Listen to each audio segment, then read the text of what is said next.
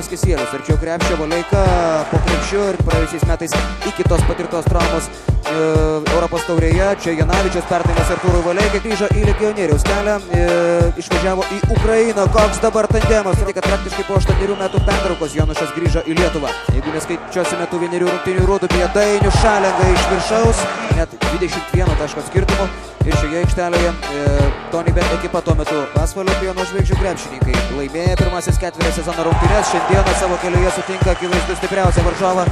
Dabar Artūras Jomantas drąsiai per Valeiką ir štai taip vėl skuba į priekį Pieno žvaigždės. Jomanto perdavimas kairys Dimšai, Valeikos perdavimo Šalengai, šį išmuša svečiai. Alijevas taikiai prieki, čia bus arba pražanga, arba taškai ir pražanga. Valeika ten statė užtvarą, 3 sekundės, Kadžiulis iš 3 taškų zonos taiklus, jo metimas. Alijevas kartais greičiau pajaučia negu pamato. Čia Artūras Jomantas. Varžovams Gintaras Kadžiulis mėgsta nudurti oponentus, mėgsta ir Žygimantas Janavičius. 7 taškai ir daug laimėtų kovų labai svarbiais momentais. Janavičius sunkus taškai, greitai be derinių, tiesiog greitai siekti taškų. Charakteris surengė vieną neblogą mums pasirodymą čia šiose rungtynėse į žaidimą ir tai tikrai yra paskutinioji ataka. Štai toks Deriuko charakterio metimas ir pataiko amerikietis baigiantis šių rungtynių laikui -10.